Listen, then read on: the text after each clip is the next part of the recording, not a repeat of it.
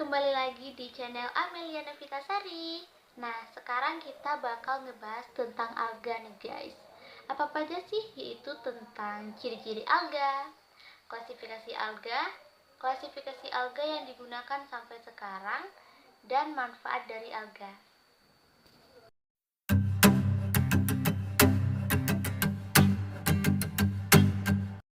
Alga adalah sekelompok organisme autotrof yang tidak memiliki organ dengan perbedaan fungsi yang nyata.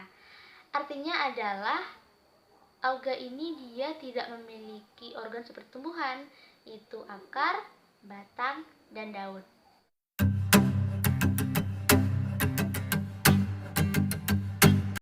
Ciri-ciri dari alga itu yang pertama adalah dia ada yang berklorofil.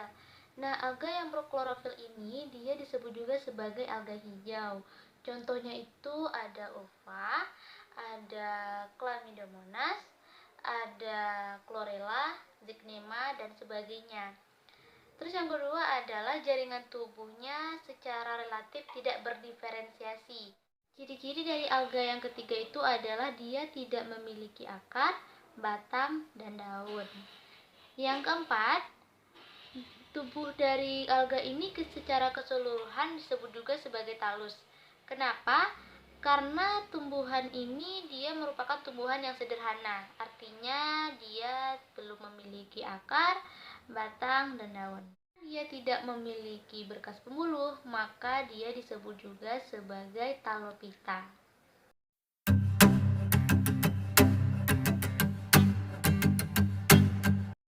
Tempat hidup dari alga itu bermacam-macam, yaitu ada di air tawar, ada di air laut, ada di air payau, ada di dalam gua yang dalam, di bawah permukaan tanah, di salju, dan sebagainya.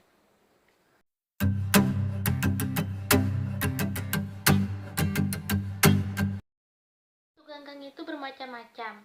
Yang pertama itu ada berbentuk bola-bola, contohnya adalah volvox. Yang kedua ada berbentuk seperti benang, yaitu spirogyra. Yang ketiga ada yang berbentuk lempengan, dan ada juga yang berbentuk seperti pita. Nah, alga ini dia ada yang berukuran kecil dan ada juga yang berukuran besar. Beberapa faktor yang mempengaruhi perkembangbiakan dari ganggang. Yang pertama itu adalah suhu dan cahaya.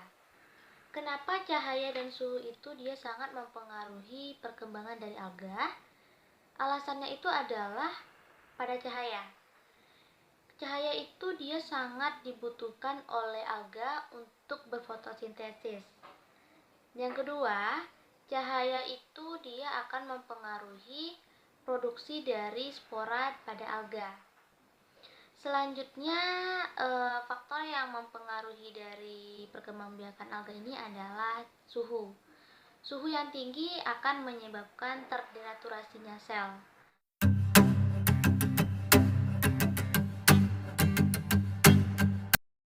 Bentuk pada talus itu terbagi menjadi beberapa macam. Yang pertama itu ada yang berbentuk uniseluler, ada yang berbentuk multiseluler, ada yang berbentuk sifon atau pipa, ada yang berbentuk pseudoparenkimatik, dan ada yang berbentuk agregasi.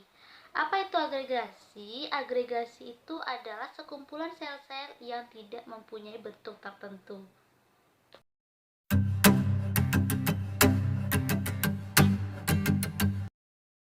Produksi alga itu dia terjadi melalui dua tahap, yaitu ada yang aseksual dan ada juga yang secara seksual.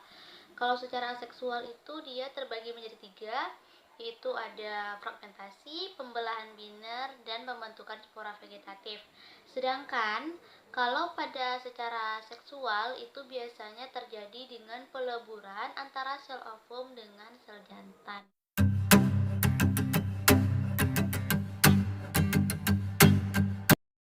Dasar klasifikasi yang masih digunakan sampai sekarang yaitu adalah berdasarkan sifat dominannya atau berdasarkan dari pigmen warnanya. Dibagi empat. Yang pertama itu ada chlorophyta, yaitu ada ganggang hijau.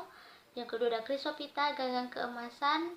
Yang ketiga ada Rhodophyta ganggang merah dan ada Phaeophyta atau ganggang coklat.